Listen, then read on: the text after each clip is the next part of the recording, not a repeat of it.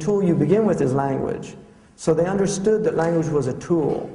But without that tool, people can't read. Our whole religion is based on iqra, on literacy. And yet, we have some of the highest illiteracy rates in the world. But literacy is not knowing how to take a piece of paper and read a sentence. Literacy is the ability to really analyze what's being said. And this is extremely important to understand, that many people do not know how to read. They simply don't know how to read. They can read the book from cover to cover, and they could read it out loud and not make any mistakes. But if the book is worth reading, the author spent an incredible amount of time structuring that book, thinking about that book, and putting the book together. And this is why certain books are still with us today after centuries.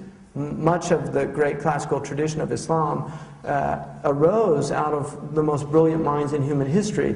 When they write, they're taking you from one point to another point, and there is a journey.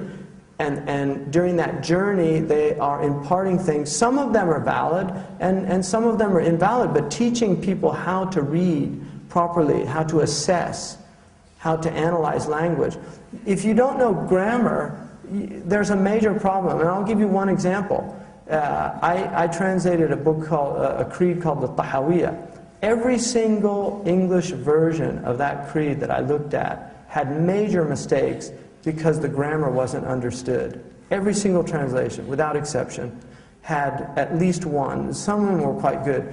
But they were things like not knowing, there was a word, al-istita'atu, not knowing what amma, when you use amma in the Arabic language, amma al-istita'atu, now we have a different, we're moving into a different, so the same word is used in the beginning of the sentence, but then the same word is used, but it's preceded by a particle that indicates it's a different type of istita'a. Nobody saw that. Now, it could be a slip from the translator, but it could also be just simply not knowing the grammar.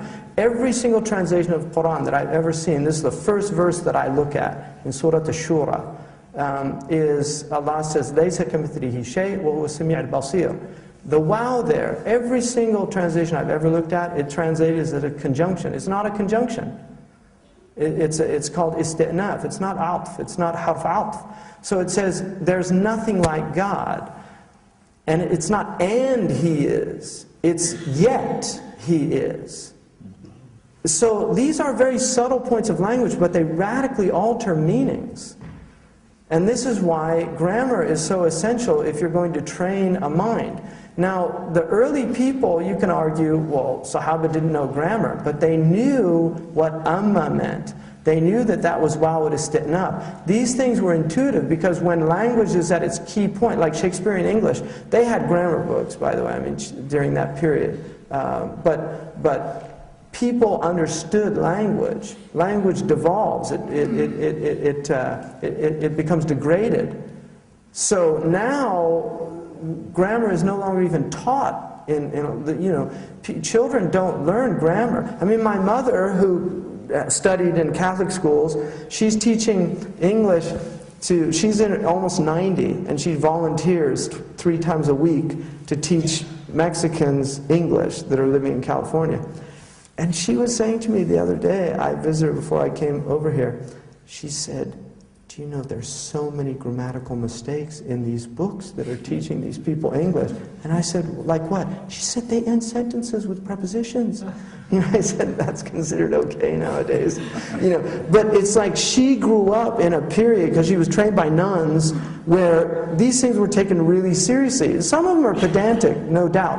But the point is that people no longer learn these rules anymore, and so language is much more fluid now than it's ever been, right? I mean, people are speaking language, and these are becoming rules, acceptable discourse. Language obviously changes, but the Arabic language, because of the nature of the Quran, has a fixed grammar.